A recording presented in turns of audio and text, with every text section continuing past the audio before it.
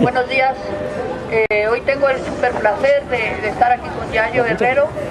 Yo la conocí en una charla que en las fiestas del PC, donde hablaba de la planificación para el tema del trabajo y de cómo estaban las chicas que van a las casas a hacer su trabajo doméstico, cómo estaban maltratadas, y dije yo, esta es la mía, porque son los temas que me preocupan.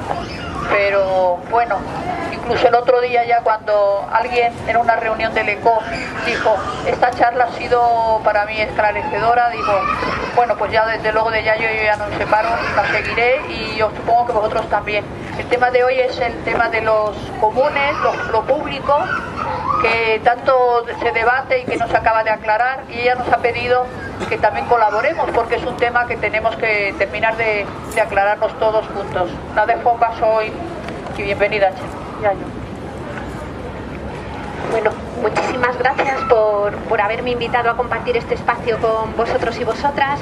Y bueno, yo quería empezar un poco señalando que no tengo ni la más mínima expectativa de proponer una tesis cerrada que ni yo misma me crea en relación al debate entre los comunes, los servicios públicos, y todo ese debate que está ahora mismo presente en un montón de espacios. Yo quiero agradecer la invitación y el tema, porque a mí me ha obligado a leer un montón de cosas diferentes, a pues mirar algunos de los debates que se están teniendo y aclararme también, al menos conceptualmente, a qué se refieren los términos, las palabras que a veces nos impiden tanto pues encontrar acuerdos, ¿no? Lo que os voy a plantear son un conjunto de ideas así que yo más o menos creo que tengo claras, pero que están en cuestión y que me gustaría después poder comentar con vosotros y vosotras, ¿no? Y responden básicamente a la pregunta, o tratan de responder a la pregunta de cuál es la mejor manera de afrontar la acción colectiva cuando nos enfrentamos al problema de repartir o de gestionar los recursos que tenemos en común, ¿no? Y adelanto que yo lo que voy a tratar de defender es que no nos encontramos en un debate en el que tengamos que hablar de autogestión o determinadas políticas institucionales, sino que en mi opinión es necesaria la autogestión y determinadas políticas institucionales. Es decir, que creo más en esa política del y que en esa política del o, ¿no?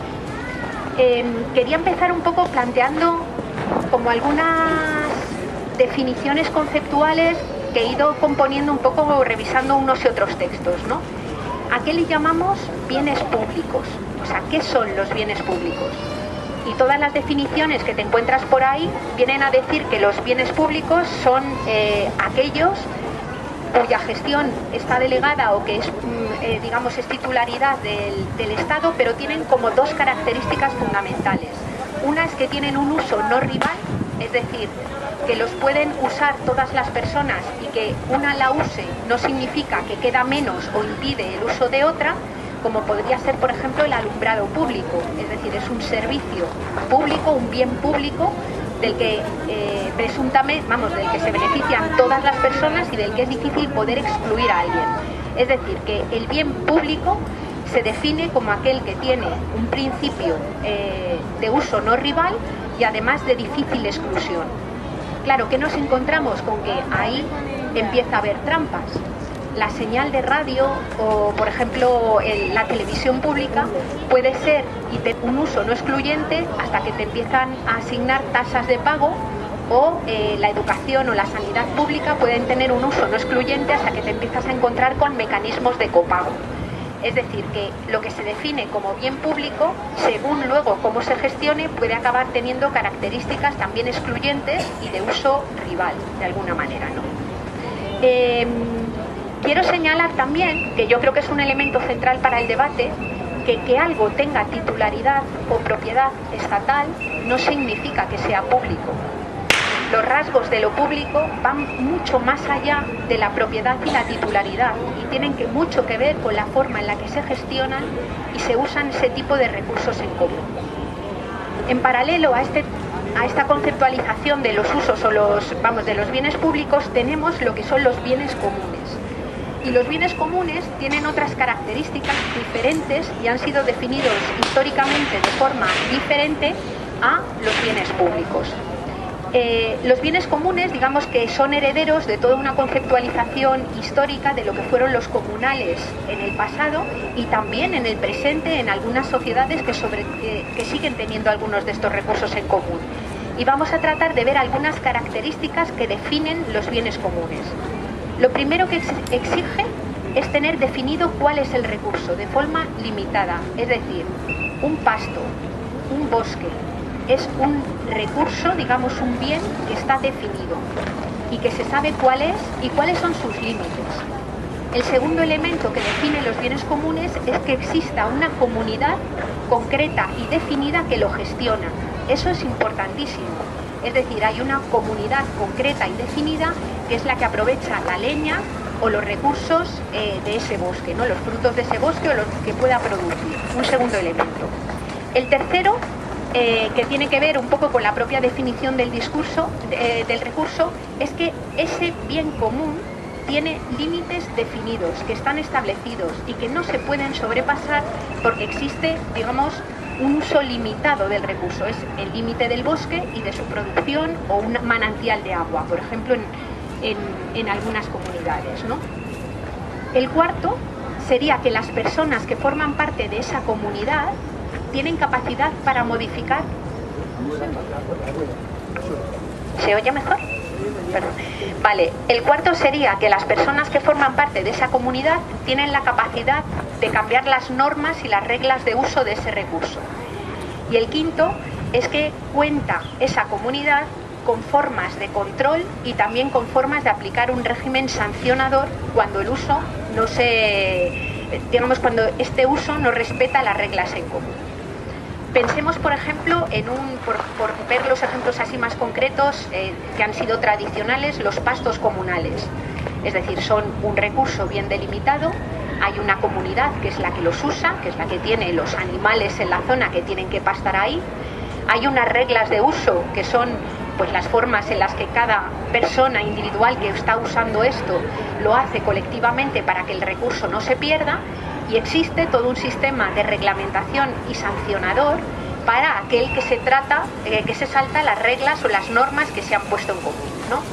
Y esto es, básicamente, según recoge el trabajo de Ohlstrom, que es la que más ha trabajado así, ha definido sobre recursos, sobre bienes comunes, más o menos cómo se gestiona, ¿no? Claro, los bienes comunes tienen entonces unas características centrales, y es que son bienes que no pueden ser poseídos por nadie, no son de nadie, pero tampoco pueden tener un uso sin restricciones, porque son finitos y tienen una limitación, es decir, su uso no regulado no es posible. Y esto nos lo encontramos en todo tipo de instituciones, como fueron el Tribunal de las Aguas, como han sido los concejos en el uso de bienes comunes, como son las suertes de leña en montones de lugares, y viendo espacios en donde podamos revivir esa forma de funcionar, nos lo encontramos, por ejemplo, en los centros sociales ocupados, donde existe un espacio finito, una comunidad que de alguna manera utiliza este espacio, tiene un uso no irrestricto, porque el espacio es limitado y lo tiene que ocupar mucha gente diferente, y existe un sistema de normas compartidas que son las que se aplican y que han sido adoptadas entre todas las personas que están ahí, ¿no? Por ejemplo, cuando vamos al campo de la cebada y vemos la comunidad, el grupo, la asamblea que está de alguna manera organizando el espacio, nos encontramos un sistema de deliberación y de negociación que constantemente tiene que asumir conflictos y tensiones por el uso de ese espacio que tiene, insisto, un uso que presenta restricciones, ¿no? Esto es lo característico, digamos, de los bienes comunes. Bueno, teniendo en cuenta que en principio el bien público decimos que tiene un uso no rival y el bien común está asociado a una comunidad concreta y a un recurso concreto, ¿con qué situación nos encontramos ahora cuando tenemos que tratar de pensar en cómo gestionar los recursos en común, ¿no?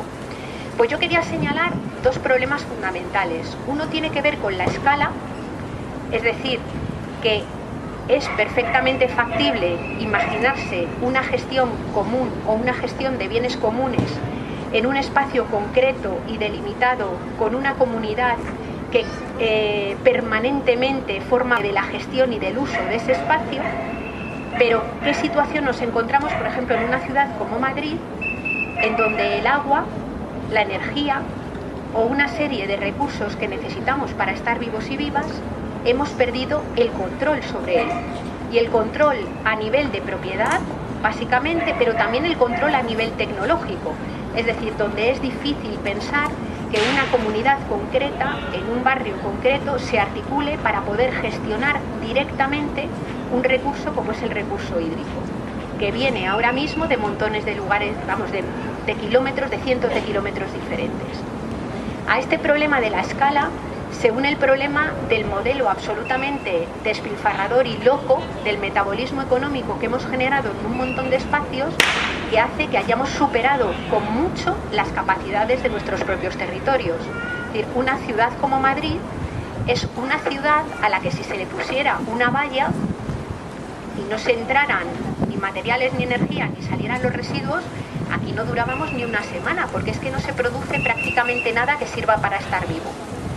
Es decir, esto que se da también a nivel de todo el marco estatal hace que tengamos una dependencia material del exterior, que hace que en cuestiones esenciales para la propia vida no tengamos posibilidad de control, porque no tenemos ni siquiera posibilidad de gestionar ese recurso, que es una característica básica para que exista la gestión comunal, que es la del control del recurso, ¿no? Es decir, que ahí nos encontramos con un problema también esencial. Otro problema que yo creo que que no es un problema, que es una característica de la gestión de lo común, que a mí me parece muy interesante, es que cuando hablamos de los bienes comunes, y vuelvo al ejemplo del pasto, pero también al de un centro social ocupado, nos encontramos con una diferencia esencial entre lo que han sido las organizaciones comunitarias y las que tenemos hoy, ¿no? Cuando en el medievo, por ejemplo, o todavía ahora, un pueblo o una comunidad aborda cómo gestionar ese pasto o ese bosque, digamos que no estamos presuponiendo que las personas de esa comunidad tengan por qué tener un principio altruista. A ver si me explico. Quiero decir, todos tienen que utilizar y necesitan el pasto, hay un sistema de deliberación y de debate, y fruto de ese sistema de deliberación y de debate se llegan a algunas normas o acuerdos que son de aplicación para toda la comunidad. Cuando nosotros ahora hablamos de gestión imitando el modelo de bienes comunes, en espacios como los de las ciudades, por ejemplo, estamos hablando de agrupaciones de personas con sensibilidad política que sí que tienen un cierto principio político altruista en la cabeza, es decir, se unen con la idea de poner recursos en común porque consideran políticamente que esa gestión compartida y en común, moralmente y políticamente, es la deseable, ¿no? Pero que tenemos que no todo el mundo tiene ese principio altruista compartido, y existen muchas personas que, porque no están politizadas, porque ni siquiera a lo mejor han desarrollado las capacidades para autogestionarse o para cooperar, quedan fuera del colectivo que puede gestionar de alguna manera esos recursos, ¿no? Y yo, y aquí sí me posiciono políticamente, apuesto por una sociedad en la que los hijos o las personas que no están articuladas políticamente, que no forman parte, digamos, de los movimientos sociales organizados, también tengan derecho a tener una sanidad pública o tengan derecho a tener una educación, tengan derecho a ese acceso a la educación. Por tanto, nos encontramos con el problema de qué sucede cuando la escala de los problemas es tan grande y además no tenemos a todas las personas articuladas para poder gestionar en común. Es decir, en el pasado, los recursos que se articulaban o que se gestionaban en común no presuponían un principio altruista por parte de las personas. Ahora mismo, las personas que nos organizamos para tener cooperativas de consumo, para organizar medios de comunicación alternativos, para participar en centros sociales ocupados o para participar en todo tipo de iniciativas, por ejemplo, de la economía social y solidaria, sí que partimos de un presupuesto de que organizar las cosas de esta manera es mejor y nos articulamos con ese criterio político, y hay mucha gente que queda fuera de él, ¿no?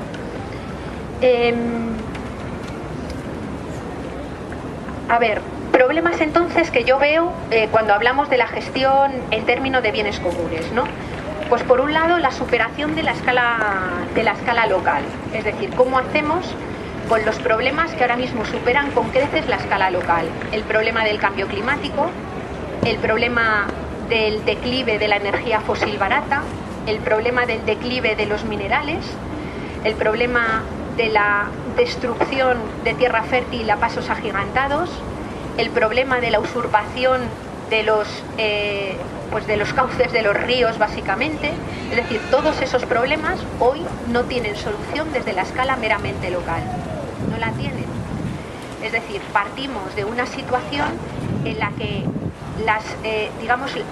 la biocapacidad de los territorios en los que vivimos ha sido superada de tal manera que, aunque solamente sea durante el periodo de transición, tenemos que pensar también cómo resolver las necesidades de las personas a una escala que supera con mucho la escala local y que, por tanto, requiere formas de organización que superan, en mi opinión, y no lo digo superan en términos morales, sino en términos de capacidad, que superan la simple escala de relaciones densas que a mi juicio sigue siendo absolutamente imprescindible, ¿no? Por otro lado, tenemos asuntos también que tienen que ver con el tema de la tecnología. Hay problemas que hemos generado a causa de este metabolismo que tienen que seguir siendo gestionados con una tecnología compleja. Por ejemplo, los residuos radiactivos que se han generado en todos estos años tendrán que seguir siendo trabajados y gestionados con unas tecnologías hipercomplejas y van a seguir siendo peligrosos los próximos miles de años. Esto se nos escapa también al control estrictamente local de los territorios y de las comunidades. Exige un tipo de gestión que va por encima. No digo que sea deseable, lo deseable hubiera sido no haber llegado, pero el problema que tenemos es que se ha puesto en marcha todo un aparato tecnológico que hace que los lugares en donde se toman las decisiones o se realizan las acciones estén muy alejados de los lugares donde se viven las consecuencias. Hoy hay un salto brutal entre la trivialidad de la acción de pulsar una tecla de un ordenador, comprando acciones o comprando o apoyando y las repercusiones que esto tiene en territorios absolutamente alejados. Entonces, esa dimensión, esa escala, digamos, supralocal, la tenemos que tener también en cuenta porque tiene elementos que yo creo que tienen una importancia grande, ¿no? Más problemas que tiene la gestión de los bienes comunes, ¿no? Pues una parte importante de la pérdida de conocimiento que hace falta para gestionarlos. Y os pongo dos ejemplos, ¿no?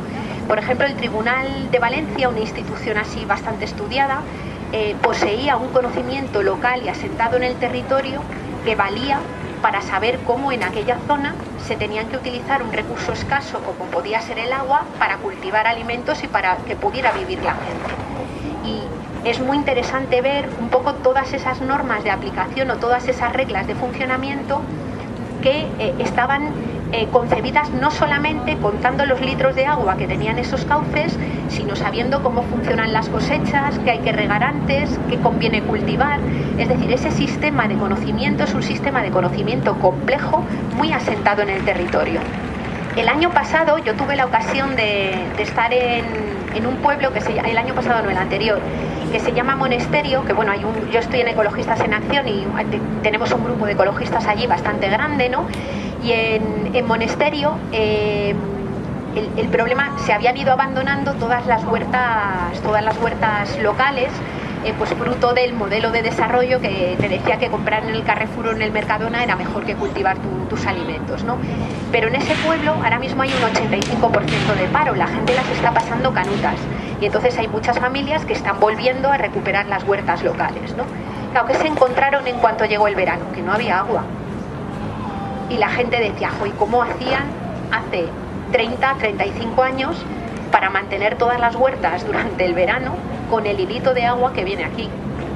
Y claro, lo mantenían porque había un conocimiento complejo centrado en el territorio que permitía que toda la gente que estaba allí supiera por dónde había que pasar el canal de agua, que había que regar primero, que había que regar después. ¿Y dónde está hoy ese conocimiento? Pues en los centros de día y en las residencias de mayores de Badajoz y de Cáceres. Es decir, que una buena parte del conocimiento que hace falta para gestionar recursos escasos en el territorio es un conocimiento complejo que forma parte de todos esos saberes tradicionales. Pasaba lo mismo con la arquitectura vernácula, que sabía de alguna manera construir aprovechando los recursos del territorio en cercanía y haciendo casas que estuvieran adaptados al clima adecuado. Por eso es tan rica y tan variada la arquitectura popular, ¿no? Y no es el modelo único de casas que se han venido construyendo en los últimos años. Bueno, pues una buena parte de ese conocimiento local, sobre todo para los recursos naturales, se está perdiendo o se ha perdido. Y eso es una dificultad también para gestionar bienes comunes, me refiero a bienes sobre todo naturales, es decir, aquellos que ni son producidos ni son fabricados, es decir, que son simplemente fruto de la regeneración de los propios procesos de la naturaleza, ¿no? Más elementos que dificultan un poco elementos de gestión en lo común en una cosa tan básica como es la reproducción cotidiana de la vida y el tema de los cuidados. Y es la inversión de la propia pirámide demográfica. Es decir, históricamente las personas mayores, las personas dependientes, las personas enfermas o con discapacidad han sido atendidas en la propia estructura familiar, con unas reglas, que son las reglas del patriarcado, que asignaban a las mujeres por el rol de división sexual del trabajo la parte esta de trabajo de cuidados, ¿no? Claro, nos encontramos con esas pirámides demográficas invertidas, con mucha gente mayor, mucha población envejecida, a veces en unas condiciones de dependencia tremenda y con menos tiempo, también en parte porque las propias mujeres reclaman que estas tareas sean asumidas en forma equitativa por mujeres y hombres. Bueno, pues asumir el tema de la dependencia ahora mismo en ciudades como Madrid, o sea, hacerse cargo socialmente de la dependencia es un problema que también tenemos que empezar a resolver, vamos, que hay que resolver colectivamente, porque la propia familia, incluso con las relaciones injustas patriarcales, no es capaz de hacerlo. O sea, yo vivo en una familia, mi padre murió hace años, mi madre es una madre y somos 5 hijos, pero la generación siguiente de los 5 ya solamente hay 3 sobrinos entre todos, que tendrán que cargar, si no hubiera un sistema compartido y colectivo, con el cuidado de 5 personas mayores más sus parejas, más. Quiero decir que es absolutamente inasumible que sin mecanismos de solidaridad y sin mecanismos compartidos podamos asumir una cosa básica como es la dependencia con los marcos, digamos, un poco patriarcales y estrictamente familiares, ¿no? Y otro elemento que quería poner en marcha, sí, es simplemente el señalar también que los mecanismos de gestión comunal, los bienes comunes, no significan necesariamente, y no han significado históricamente necesariamente, que el resultado de la gestión comunal sea más emancipatoria o más justa para todas las personas. Es decir, que han existido formas comunales de gestionar los recursos que se han revelado como muy desiguales para las personas, y quiero poner de nuevo el mismo mecanismo que hablábamos del cuidado, de los cuidados de la vida humana. La forma patriarcal de resolver los cuidados de las personas mayores dependientes y de la infancia se han resuelto convirtiendo a las mujeres en bienes comunes, que eran gestionados con arreglo a una serie de normas que son las normas de la sociedad patriarcal, es decir, que tienen sus mecanismos de regulación, sus mecanismos de gestión y que han sabido resolver un problema como el de la dependencia, pero con un modelo y un sistema que no podemos decir que sea justo, sobre todo desde el punto de vista de las mujeres, ¿no? Por tanto, en mi opinión, el modelo de gestión de bienes comunes, es decir, aplicándolo como ha sido estrictamente lo que eran los bienes comunes, insisto, esa conjunción del recurso, la comunidad que lo gestiona, el conjunto de normas y sanciones, tiene algunas limitaciones claras en el momento actual por temas de escala, y tiene algunas limitaciones claras por falta de conocimiento a la hora de aplicar, ¿no? ¿Quiere decir esto que no es válido?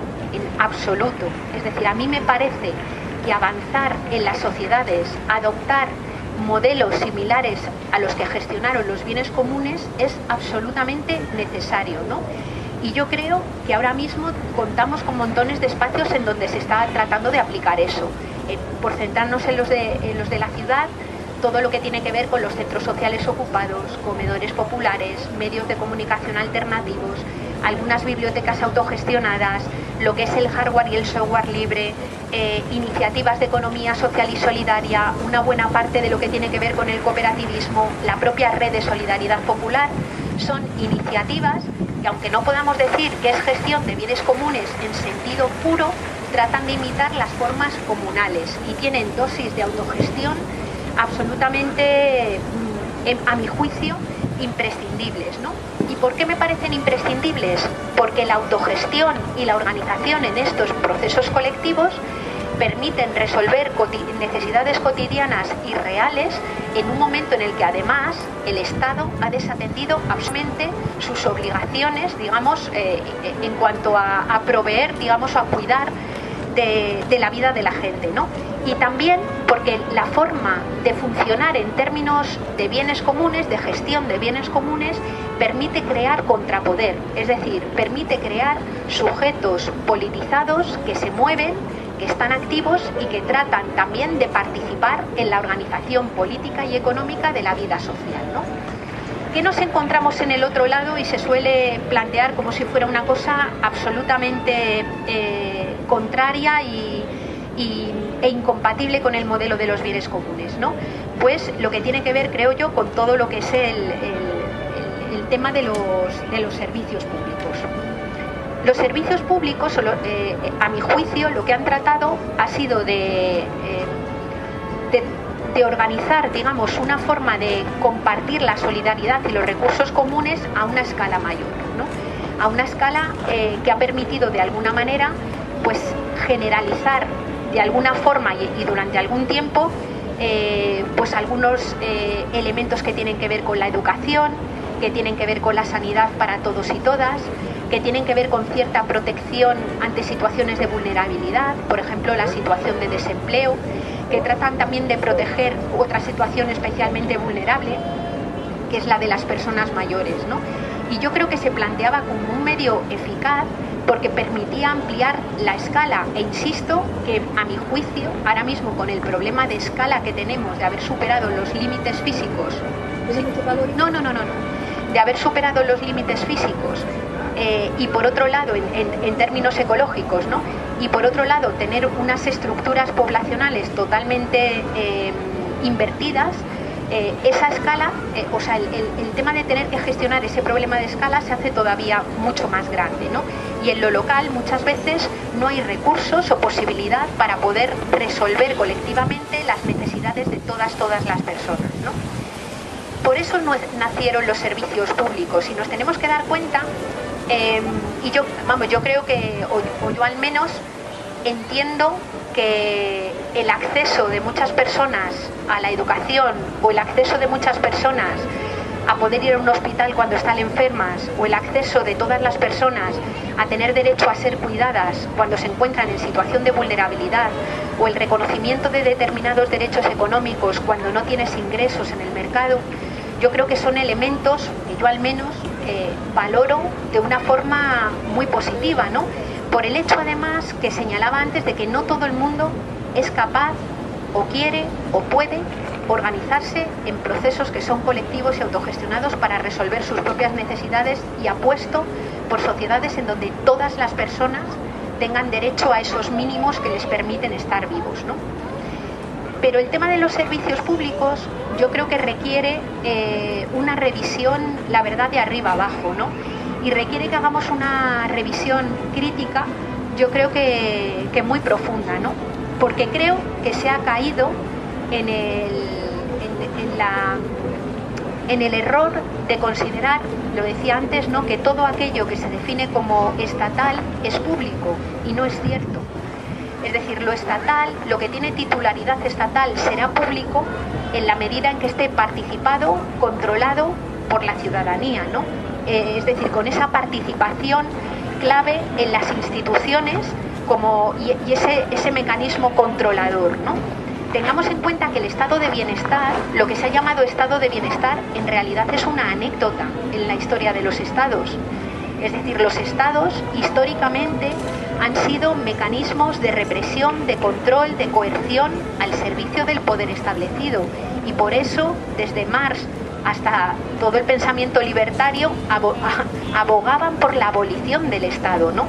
¿Qué es lo que sucede? Que durante la época de la sociedad de bienestar, durante el periodo de después de la Segunda Guerra Mundial, sí que se crea un modelo de protección pública que de alguna manera se hace cargo en mayor medida del bienestar de las personas, básicamente porque existían unos contrapoderes muy importantes. También porque se vive un momento excepcional en la historia que ha sido el de disponer de energía fósil barata y de minerales en abundancia, que tampoco se va a volver a repetir. Pero está claro que el hecho de que existiera un contrapoder y el miedo a una extensión de otro pensamiento político diferente hizo que de alguna manera hubiera que abrir o hubiera que meter elementos que tenían que ver con el bienestar de las personas de forma mucho más clara. Por tanto, en mi opinión, o hay un contrapoder fuerte en la calle o los servicios públicos nunca van a estar al servicio público, es decir, al servicio de las personas, ¿no? Y lo que suele suceder es que, en mi opinión ahora mismo, caemos en la simplificación, sobre todo en los últimos meses, a raíz de la emergencia pues de plataformas políticas que se plantean asaltar las instituciones. Yo creo que a mí me parece bien, quiero decir, pero podemos caer en la simpleza de decir que basta sustituir a gobernantes corruptos por gobernantes sanos desde el punto de vista moral para que podamos resolver el problema de la atención a las necesidades básicas de las personas. Y no es así. Hay problemas estructurales, problemas físicos, problemas ecológicos, problemas del propio modelo económico que no se sostiene, que van más allá de la mera corrupción o del reparto de la riqueza, y luego tenemos también problemas que tienen que ver con la propia estructura del modelo. Es decir, si tú dejas un marco de servicios público estatal sin control y regulación ciudadana, lo más fácil es que se vuelva a caer al cabo de un tiempo en los mismos mecanismos de corrupción. Porque la corrupción y los mecanismos de organización han ido llegando a todos los colores políticos, y yo estoy convencida de que un Podemos, un Ganemos, un Guanyén Barcelona sin control ciudadano y político acabará cayendo en las mismas dinámicas corruptas y de repartos de la riqueza, ¿no? Pero esto no invalida la existencia de servicios públicos. Lo que nos hace es precisamente tener en cuenta que necesitamos esa autogestión en el territorio y esa participación política en los órganos de construcción, de control ciudadano, ¿no? Por otro lado, en este marco también de reflexión sobre los servicios públicos, creo que tenemos que hacer otra reflexión profunda y muy crítica sobre cómo están organizados esos mismos servicios públicos. Por ejemplo, revisar la ley de función pública. A mí me parece, y es un debate que he tenido montones de veces, que es un disparate que no haya un control también sobre los propios funcionarios y funcionarias. A mí me parece que es un error grave el hecho de que que una persona acceda al cuerpo funcionarial, ya sea en la sanidad, en la educación o en la política pública, y no esté sometida a unos controles democráticos y ciudadanos que de alguna manera regulen esa ley de función pública. Se suele decir, cuando debatimos estas cosas, que precisamente que un funcionario tenga el empleo garantizado y sea casi imposible echarle de su función pública, tiene que ver con el hecho de que, estando garantizado su empleo, no van a tener ningún tipo de traba en ponerle freno al exceso de un poder político, porque no tienen miedo a sufrir represalias, ¿no? Pero, jolines, en los últimos 20 años, en donde estamos viendo ahora de forma clara, y algunos lo veníamos trabajando desde mucho antes, que el sistema público fermenta y está podrido, es decir, donde se han especulado con todo tipo de recursos, donde se han transferido fondos públicos a las grandes empresas para construir infraestructuras que no eran necesarias, donde se han adjudicado de forma fraudulenta, donde se han recalificado todo tipo de terrenos. En los últimos 20 o 30 años, ¿dónde ha estado la denuncia de la propia estructura de función pública. No la ha habido. Luego, por tanto, ese mecanismo no sirve para ponerle freno, no sirve solo para ponerle freno o control al poder político. Hacen falta otras cosas. Y esto hace que los seres humanos, los ciudadanos y ciudadanas de a pie, de los movimientos sociales y de no movimientos sociales, no podamos desresponsabilizarnos del control de esas instituciones públicas. Porque si lo dejamos a su albur, lo más normal es que evolucionen en la mala dirección, ¿no? Por tanto, a mí esa reflexión crítica sobre el propio modelo de servicios públicos me parece que es central y creo que no se está haciendo suficientemente. O sea, todos y todas los que hayamos tenido la experiencia de tener algún hijo o hija escolarizado en la educación pública, hemos sufrido a profesores y profesoras que son verdaderos torturadores de niños y niñas. Vivimos cómo nuestro sistema de educación pública expulsa en tercero de la ESO a chavales y chavalas que con 15 años asumen que no tienen capacidad para aprender, que no se les da bien estudiar, que no sirven para estudiar. Y eso no es solo fruto de los recortes, es fruto también de cómo concebimos la educación y de cómo la organizamos, ¿no? Es decir, los trabajadores de la sanidad pública, o los trabajadores de la educación pública, o los trabajadores de los ministerios no son héroes ciudadanos, son personas normales y corrientes. Y como personas normales y corrientes que son, tenemos que gestionar colectivamente y asegurarnos que aquello para lo que estamos invirtiendo los recursos sirve precisamente para estar al servicio de las personas, ¿no? Bueno, yo por terminar, o sea, porque lo que quería era poner algunas cosas encima de la mesa de las que a mí me preocupan. Lo que querría plantear es que a mí me parece que la apuesta clara sería por gestionar lo común, lo colectivo, con un modelo dual, ¿no?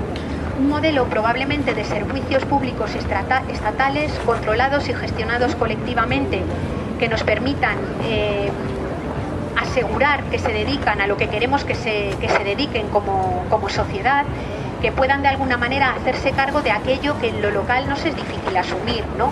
Hospitales donde hace falta una maquinaria especializada, pues las universidades donde tenemos que dotar a la gente de un cierto conocimiento técnico especializado, que aunque no nos guste mucho la especialización, hay determinadas cosas que ya están hechas y ahí se van a quedar. Insistí antes en lo de los residuos nucleares, que tenemos que ver cómo resolver, y a la vez un modelo comunitario local basado fundamentalmente en la autogestión. Yo creo que hay muchos elementos de lo local que pueden ser absolutamente descentralizados y gestionados colectivamente, con apoyo público, en colaboración con lo público. Por tanto, en mi opinión, el modelo de los bienes comunes es absolutamente necesario para que en lo local podamos crear ese contrapoder y organicemos también muchas cosas que tienen que ver con la organización colectiva, ¿no? Y bueno, por eso yo quería centrarme un poco más en la política del I, más que en la política del O, porque desde la propia obra teórica, por ejemplo, de Marx, que también habla de autogestión, hasta muchos elementos del pensamiento libertario que han sido conscientes de la complejidad que mete el aumento de los problemas y de las escalas, yo creo que tenemos que encontrar un equilibrio para hacer ambas cosas compatibles. Y yo me niego a pensar que nos movamos en un entorno de pura oposición y no entendamos que hay cosas locales que se tienen que gestionar en lo local y cosas que nos afectan a todos que ya no pueden estar en la dimensión local y que por tanto necesitan cierta gestión pública y representativa, obviamente con un control que en el momento actual no existe. Muchas gracias. Que una la use no significa que queda menos o impide el uso de otra, como podría ser, por ejemplo, el alumbrado público. Es decir, es un servicio público, un bien público del que del que se benefician todas las personas y del que es difícil poder excluir a alguien. Es decir, que el bien público se define como aquel que tiene un principio de uso no rival y además de difícil exclusión. Claro que nos encontramos con que ahí empieza a haber trampas. La señal de radio o, por ejemplo, la televisión pública puede ser un uso no excluyente hasta que te empiezan a asignar tasas de pago, o la educación o la sanidad pública pueden tener un uso no excluyente hasta que te empiezas a encontrar con mecanismos de copago. Es decir, que lo que se define como bien público, según luego cómo se gestione, puede acabar teniendo características también excluyentes y de uso rival, de alguna manera, ¿no? Quiero señalar también, que yo creo que es un elemento central para el debate, bueno, yo quería empezar un poco señalando que no tengo ni la más mínima expectativa de proponer una tesis cerrada que ni yo misma me crea en relación al debate entre los comunes, los servicios públicos, y todo ese debate que está ahora mismo presente en un montón de espacios. Yo quiero agradecer la invitación y el tema, porque a mí me ha obligado a leer un montón de cosas diferentes, a pues mirar algunos de los debates que se están teniendo y aclararme también, al menos conceptualmente, a qué se refieren los términos, las palabras que a veces nos impiden tanto pues encontrar acuerdos, ¿no? Lo que os voy a plantear son un conjunto de ideas así que yo más o menos creo que tengo claras, pero que están en cuestión y que me gustaría después comentar con vosotros y vosotras, ¿no? Y respondan básicamente a la pregunta, o tratan de responder a la pregunta de cuál es la mejor manera de afrontar la acción colectiva cuando nos enfrentamos al problema de repartir o de gestionar los recursos que tenemos en común, ¿no? Que algo tenga titularidad o propiedad estatal no significa que sea público. Los rasgos de lo público van mucho más allá de la propiedad y la titularidad y tienen mucho que ver con la forma en la que se gestionan y se usan ese tipo de recursos en común. En paralelo a esta conceptualización de los usos de los bienes públicos, tenemos lo que son los bienes comunes. Y los bienes comunes tienen otras características diferentes y han sido definidos históricamente de forma diferente a los bienes públicos. Los bienes comunes, digamos que son herederos de toda una conceptualización histórica de lo que fueron los comunales en el pasado y también en el presente en algunas sociedades que siguen teniendo algunos de estos recursos en común. Y vamos a tratar de ver algunas características que definen los bienes comunes. Lo primero que exige es tener definido cuál es el recurso de forma limitada, es decir, un pasto, un bosque, y adelanto que yo lo que voy a tratar de defender es que no nos encontramos en un debate en el que tengamos que hablar de autogestión o determinadas políticas institucionales, sino que en mi opinión es necesaria la autogestión y determinadas políticas institucionales. Es decir, que creo más en esa política del y que en esa política del o, ¿no? Quería empezar un poco planteando como algunas definiciones conceptuales que he ido componiendo un poco revisando unos y otros textos, ¿no? ¿A qué le llamamos bienes públicos? O sea, ¿qué son los bienes públicos? Y todas las definiciones que te encuentras por ahí vienen a decir que los bienes públicos son aquellos cuya gestión está delegada o que es, digamos, es titularidad del Estado, pero tienen como dos características fundamentales. Una es que tienen un uso no rival, es decir, que los pueden usar todas las personas y que... Buenos días, hoy tengo el súper placer de estar aquí con Yayo Herrero. Yo la conocí en una charla que en las fiestas del PC, donde hablaba de la planificación para el tema del trabajo y de cómo estaban las chicas que van a las casas a hacer su trabajo doméstico, cómo estaban maltratadas, y dije yo, esta es la mía, porque son los temas que me preocupan. Pero bueno, incluso el otro día ya cuando alguien en una reunión del ECO dijo, esta charla ha sido para mí esclarecedora, digo, bueno, pues ya desde luego de Yayo yo ya no me separo, la seguiré y yo supongo que vosotros también. El tema de hoy es el tema de los comunes, lo público, que tanto se debate y que no se acaba de aclarar, y ella nos ha pedido que también colaboremos porque es un tema que tenemos que terminar de aclararnos todos juntos. La dejo en paso hoy y bienvenida, Yayo. Bueno, muchísimas gracias por haberme invitado a compartir este espacio con vosotros y vosotras.